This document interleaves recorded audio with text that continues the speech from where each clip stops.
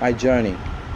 It all started a little over a decade ago, and I started with singing.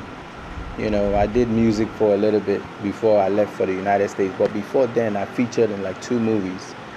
One was Benin to Lagos with Mr. Latin, and then the other one was Apanimayoda, and that was by She Baby Production. So I was managing her at that time. So after that, I got into music somehow, and then found myself in the United States. So in the United States, I was doing music for a couple of years.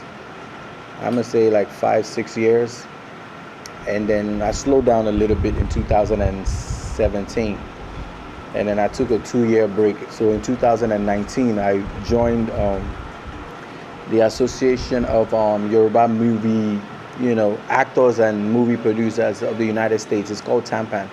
So I joined them sometime in 2019, in mid 2019. So that was when everything just went into overdrive, as in I just started moving fast.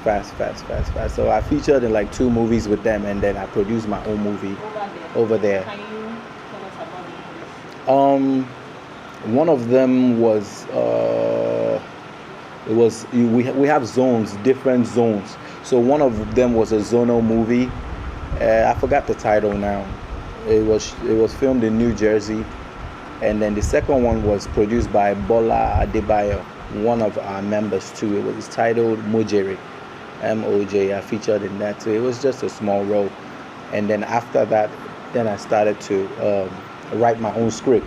So I wrote my first script. It's a series, a movie series titled Ola and Ola the Smith. Yeah, so that was my first production. That one was done, I think, in October 2019. Yeah, so I featured a couple of people in that one. And then after that, the calls just started coming in. So I worked with you like Yomi Gold, Sheon Jimon, Big Val, Adeyemi Mike, Doris Simon, Tony Adewale, a whole bunch of them. So that's how it all started. And then, on and on and on. That's when I decided that, let me come home and produce a couple of movies too and see how it is done here. So, Okay, so are you just back to Nigeria to produce and yeah, I just came not to like produce a you're movie. relocating? No, I'm not. At least not now. Not yet. Not So if yet. you want to compare production, featuring in movies back then and here, how would you compare? What is it like? It's totally different. Which It's, is preferable? of course, the United States is better. Why? Why? We have more resources. Okay. We're more detailed, and then it's not a big circle. We're almost all of us know each other, so our relationship is a little stronger than what it is over here. Is a big market, but over there is not a lot of us, so it's just a small, so we have a good number, but over there is just way better because like I said, the resources is number one thing, and then some of us have a little money to spend more than the people over here. So over here is just a whole bunch of low budget movies. Some of them do a lot of high budget movies, but mostly what you see is low budget, and that affects productivity. How long does it take to produce a movie over there? Over there, it depends on how much you're willing to spend. I did a Hollywood movie, and we filmed it for 10 months. And then I can do a Yoruba movie, and we'll film it from Friday to Sunday and still achieve the same thing. But it depends on how much you're willing to spend. That's actually my point of view, because I know that a good number of Hollywood movies take a long time. Yeah, and they months, seem to be years. high budget movies, and they seem to have more quality Yeah. than our low budget movies. So you have been there, you have been here. What would you like to? How would you like the local market here to improve? The first thing that I see that is really lacking here is detail. People, I'll speak Yoruba now. People say, or they will understand. You know what I mean? So until we stop being lethargic about our details. You know, I can be shooting a movie and this in when I do the first take, the book is straight, and then probably that's the same script I'm using when I do the second take. The book is like this, and nobody's watching that. So that's detail. You have to keep. When I was filming Olade Smith, there was a portrait of the couple that owned the house. It was straight in one of the shots. When I watched it back, it was bent somewhere. I told them they had to refilm it. But if it was over here, they would say one, they noticed. But we will notice. Yeah, and another thing, especially with the Yoruba setting, is the budget is a problem. The budget is very, very small. I know not everybody has money to throw around, right? But I always tell people over there, I said, not everybody has to be a producer. Not everybody has to produce a movie. If you cannot do it, don't do it. If you're not ready, don't do it. If you cannot afford it, don't do it. Just wait until you can afford it to actually do the best. Don't just put something out there because your name is at stake. Whatever you put out there is going to be attached to you forever. How do you make money from the movies you produce over there? Over there, it depends on the platform where you put it on.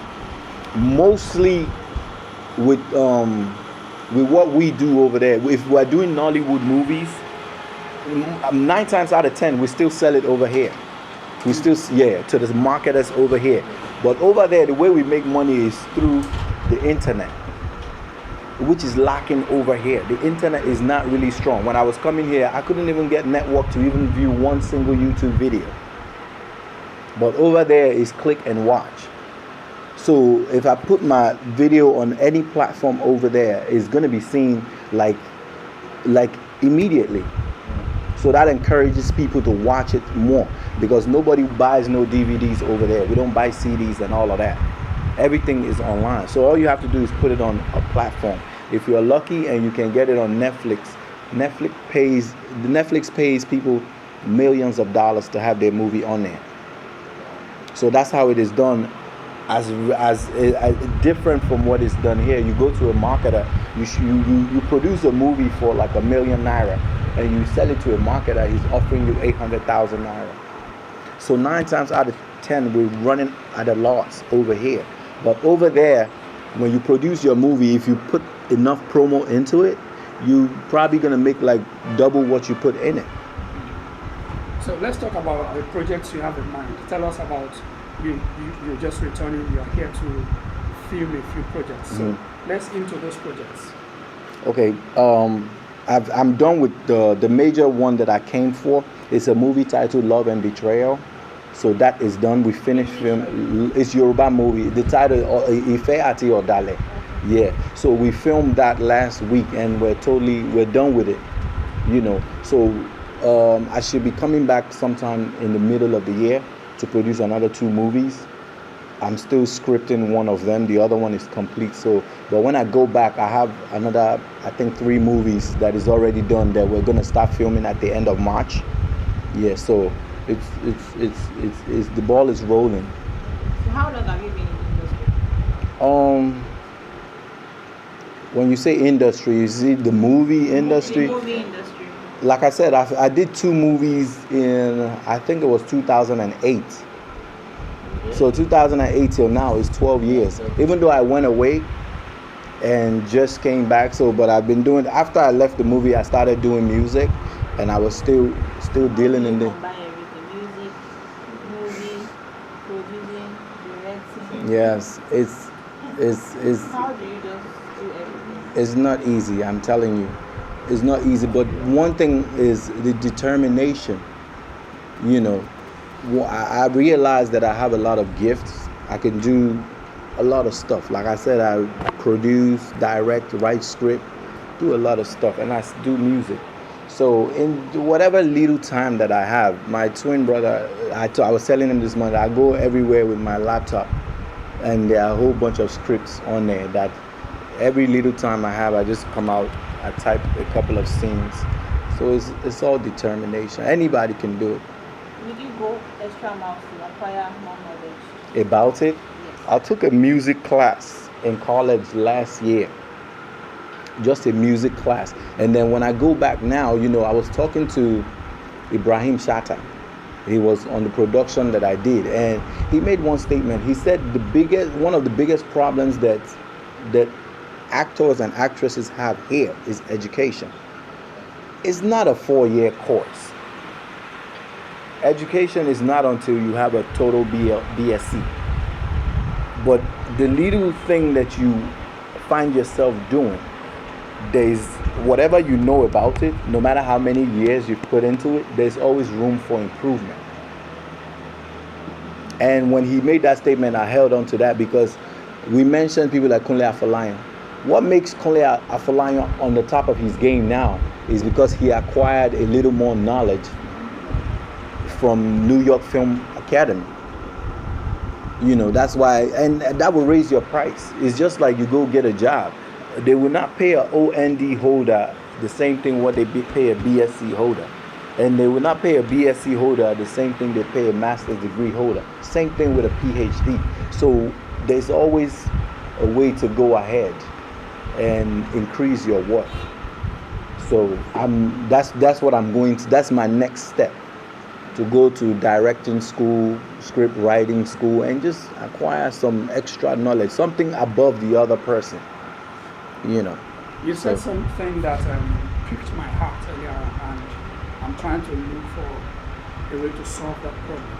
Now, is there a way, or is there a possible way to have a Nigerian version of Netflix for Nollywood? The funny thing is, today, when I was speaking with the CEO of Broadway TV, and we talked for like a long time. And while we were talking, that was the first thing that came to my mind, because I co-directed a movie with Foluke Daramola before I came back, right? And me and her kept talking about how we were going to get the movie on Netflix. And so while I was talking to Mr. Samuel Olatunji, it came to my mind that what if somebody has a Nigerian Netflix? It doesn't have to be Netflix, right? Netflix started from somewhere. I remember back in the days when Netflix just started, it was no African movies on it. Not at all. It was no single African movies. I've been with Netflix now for over a decade, and the African movies just started going in it. So why don't we have stuff like that over there? All those Iroko TV, Akpata TV, and all of those people, they can do stuff like that. They can do stuff like that. But like I said, like me and Mr. Samuel was saying, until we stop saying me, until it becomes us. When it becomes us, just like you mentioned it, I was thinking about it this morning. So if me and you come together and rub minds on that idea and create something like that, and I have my twin brother on there, I have this young lady on there, I have this young lady on there, and 5 of us team up together and have our own Netflix. You have your fan base, I have my fan base, and just as everybody else. So if 500,000 people following you subscribe to that channel, and 200,000 come from here, 300,000 come from here, we start making money. And when we start making money, we start pushing people out there. And before you know it, we have our own Netflix. And before you know it, people will come to us, they'll sell their stuff to us, and we'll give them millions of naira.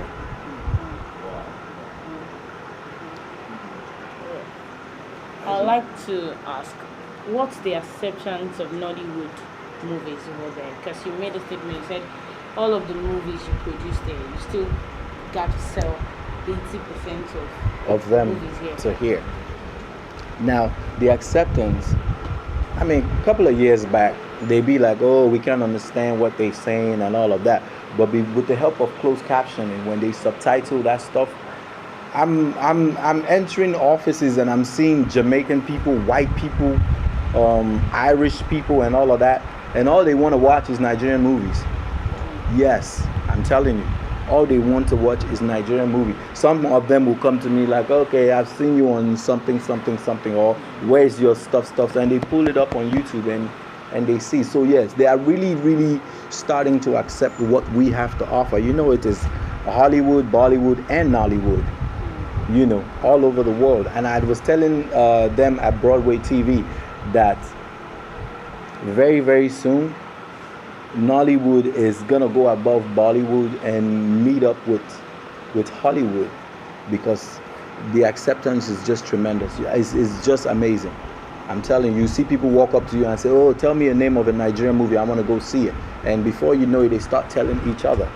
You know, you see two people, and when they get home, they check it, share with their husband, share with their kids, and it's blowing up. Look at Burna Boy, look at Davido and everything. They are forced to accept them because they are doing big things. You know, so yeah, it's encouraging, because I can see it really, really going places where they will start putting our movies on, nominating our movies for, you know, awards, big awards out of the country. So let's go back to Kenny's project. Tell us about Love and Betrayal. What is it all about? It's about a guy who lives in the United States and was talking to a girl in Nigeria, right? So they met on the internet, right? So they started talking to each other. But the girl over here, her friends don't want her to be with the guy, because everybody has this stigma about guys that come from the United States. They're liars, they're deceitful, and all of that stuff. I won't tell any, this one, that, and that, and that. So, but at the end of the day, you come to find out that one of the girls was jealous because she wanted to also be with the guy, because she wanted the same thing that her friend had, you know. But the guy didn't compromise, and the girl also didn't compromise, and then they ended up being together.